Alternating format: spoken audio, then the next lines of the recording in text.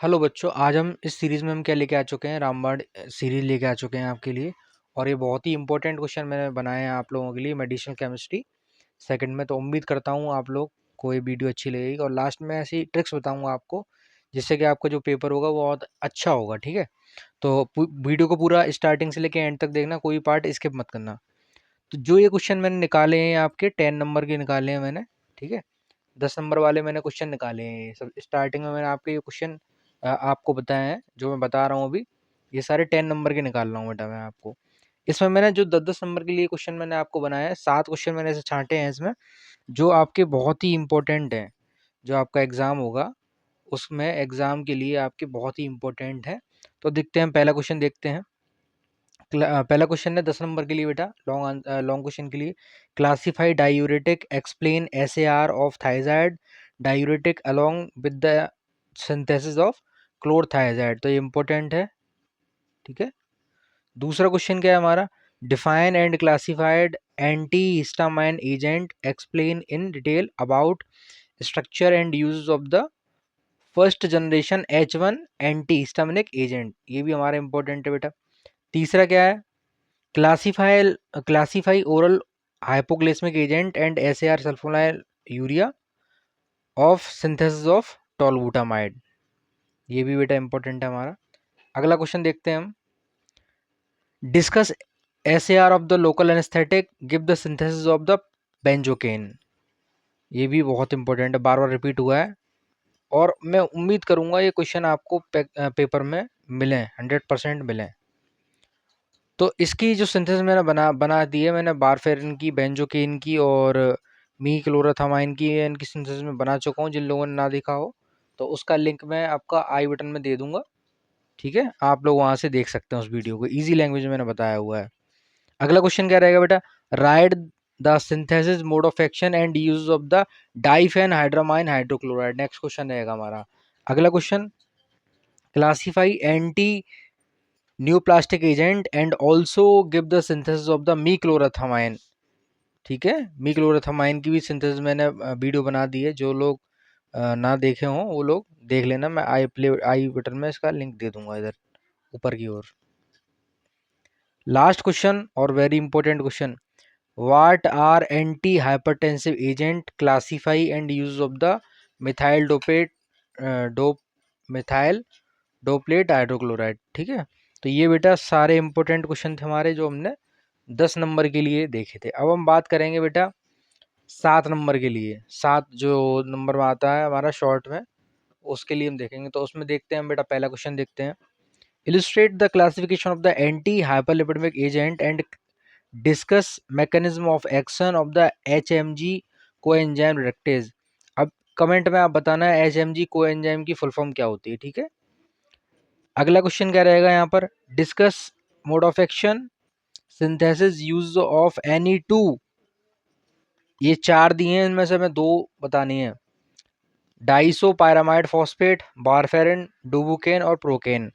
तीसरा क्वेश्चन है हमारा, write the synthesis SAR and mode of action of the cimetidine.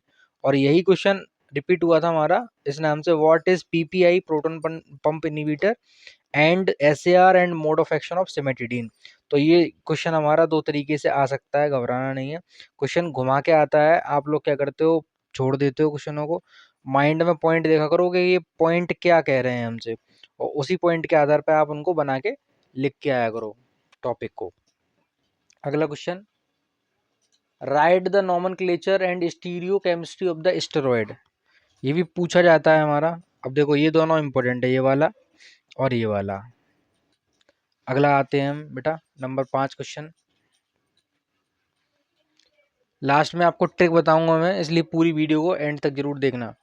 Right a short note on oral contraceptive. ये भी बेटा important है। अगला क्वेश्चन, अगला क्वेश्चन देखते हैं, explain mode of action and uses of mercaptopurine. थोड़ा कम इंपॉर्टेंट है।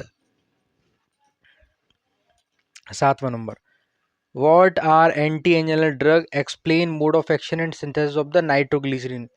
Important, very very important. अगला क्वेश्चन, write the synthesis of furosemide. Less important but आ सकता है, आने के इस बार चांस हैं. Draw the structure of acetazolamide and its mechanism with uses, यहाँ आप ऐड कर लीजिएगा विद यूजेस। 10वां number question, what are anti coagulant and discuss the mode of action uses synthesis of warfarin. बहुत बार रिपीट होता है क्वेश्चन, इंपॉर्टेंट भी है बेटा। एंड अगला question, explain thyroid and anti thyroid drugs with structure and uses. और last question है बेटा हमारा, write the mode of action anti metabolites and give structure and adverse effect of मैथोस्ट्रेट।